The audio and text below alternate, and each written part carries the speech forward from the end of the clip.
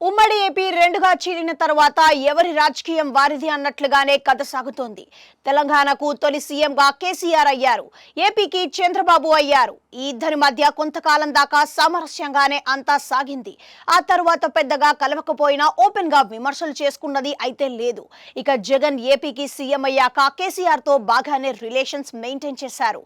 మధ్యలో తెలంగాణ మంత్రులు వైసీపీ మీద విమర్శలు చేసినా ఇటు నుంచి కొందరు వైసీపీ మంత్రులు అటు వారిని విమర్శించారు. మొత్తానికి పెద్దల మధ్య సఖ్యత అలాగే ఉంది.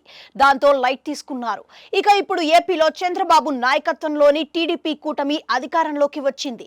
అక్కడ తెలంగాణలో రేవంత్ రెడ్డి నాయకత్వంలో కాంగ్రెస్ సర్కార్ కొలువు తీరింది. రేవంత్ రెడ్డి టీడీపీలో చాలా కాలం పనిచేశారు. దాంతో ఏపీ సీఎం తెలంగాణ సీఎం ఒకసారి సమావేశమయ్యి రెండు రాష్ట్రాల మధ్య సమస్యల గురించి చర్చించారు. ఆ మీదట ఎవరి మటుకు వారు పని చేసుకుంటున్నారు. ఏపీ గురించి తెలంగాణ కాంగ్రెస్ నేతలు విమర్శించడం లేదు. అలాగే కూటమి నేతలు కాంగ్రెస్ సర్కార్ గురించి మాట్లాడటం లేదు. అయితే మహారాష్ట్ర ఎన్నికల పుణ్యమాని ఈ సామరస్యానికి దెబ్బపడే ఛాన్స్ ఉందా అన్న చర్చ సాగుతుంది. పవన్ కళ్యాణ్ జనసేన తరపున బీజేపీకి మద్దతుగా మహారాష్ట్ర ఎన్నికల్లో ప్రచారం చేశారు. ఆయన ప్రచారం మొత్తం కనుక గమనిస్తే ఆర్ఎస్ఎస్ భావజాలానికి అనుకూలంగా సాగుతోంది. ఆయన జనసేన శివసేన ఒక్కటే అని నినాదించడాన్ని చూస్తే పక్కా హిందుత్వ నినాదాన్ని అందుకున్నారని అర్థమవుతోంది. ఈ దేశానికి కానీ మహారాష్ట్రకు కానీ బీజేపీ వస్తేనే అభివృద్ధి అని పవన్ ఒకటికి 10 సార్లు చెబుతూ వస్తున్నారు. బీజేపీ దేశాన్ని ఏకం చేసే పార్టీ అయితే కాంగ్రెస్ సహా ఇతర పార్టీలు దేశాన్ని చీల్చే విధంగా వ్యవహరిస్తున్నాయని పవన్ ఆరోపించారు. ఆయన అంతటితో ఊరుకోకుండా తెలంగాణ సీఎం రేవంత్ రెడ్డిని టార్గెట్ చేశారు. తెలంగాణలో కాంగ్రెస్ పార్టీ ఇచ్చిన ఏ ఒక్క హామీని అమలు చేయడం లేదని ఘాటుగానే విమర్శించారు.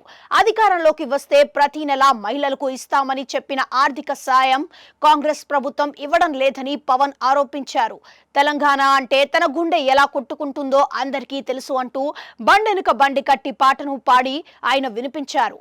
అది తనకు చాలా ఇష్టమైన పాట అని కూడా అన్నారు. తెలంగాణలో కాంగ్రెస్ పార్టీ ప్రజలకు ఇచ్చిన మాటను నిలబెట్టుకోలేదని పవన్ విమర్శించారు. ఇదిలా ఉంటే మహారాష్ట్ర ఎన్నికల ప్రచారంలో తెలంగాణ ముఖ్యమంత్రి రేవంత్ రెడ్డి కూడా గట్టిగానే పాల్గొంటున్నారు.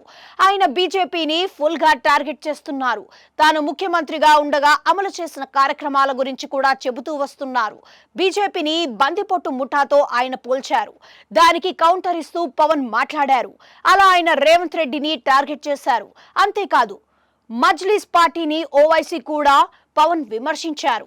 ఎవరి బెదిరింపులకు ఎవరు భయపడరని కూడా పవన్ స్ట్రాంగ్ కౌంటర్ ఇచ్చారు.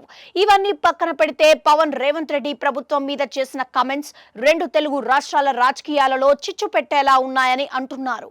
పవన్ చేసిన విమర్శలను ఖండిస్తూ కౌంటర్ ఇవ్వడానికి తెలంగాణ కాంగ్రెస్ నేతలు రెడీ అవుతున్నారు. వారు కూడా ఏపీలో కూటమి హామీల మీద మాట్లాడితే అప్పుడు రాజకీయ రచ్చ అవుతుంది. రెండు తెలుగు రాష్ట్రాలు ఎవరి పని వారు చేసుకుంటూ వెళ్తున్నారు.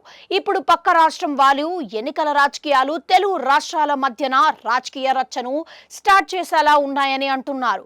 ఇక చంద్రబాబు ప్రభుత్వం మీద కాంగ్రెస్ నేతలు విమర్శలు చేస్తే అప్పుడు ఇటు నుంచి కూడా కౌంటర్లు వెళ్తాయి. So AP Telangana politics heat ఎక్కుతుందా అన్నది చూడాల్సి ఉంది.